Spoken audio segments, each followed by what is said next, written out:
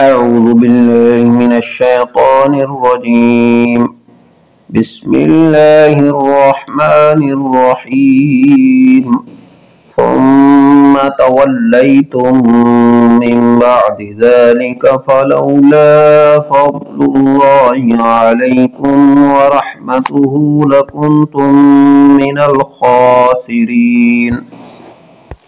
ترجمہ کنز الایمان۔ پھر اس کے بعد تم پھر گئے تو اگر اللہ کا فضل اور اس کی رحمت تم پر نہ ہوتی تو تم ٹوٹے والوں میں ہو جاتے۔ ترجمہ کنز العرفان۔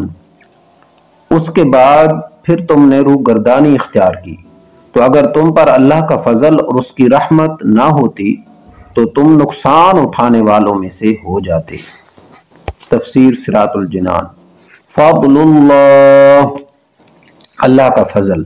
یہاں فضل و رحمت سے یا تو توبہ کی توفیق مراد ہے کہ انہیں توبہ کی توفیق مل گئی، اور یا عذاب کو مؤخر کرنا مراد ہے، یعنی بنی اسرائیل پر عذاب نازل نہ ہوا بلکہ انہیں مزید مہلت دی گئی۔ تفسیر مدارک البقرہ۔ ایک قول یہ ہے کہ فضل الہی اور رحمت حق سے حضور سرور دو عالم صلی اللہ تعالی علیہ وسلم کی ذات پاک مراد ہے۔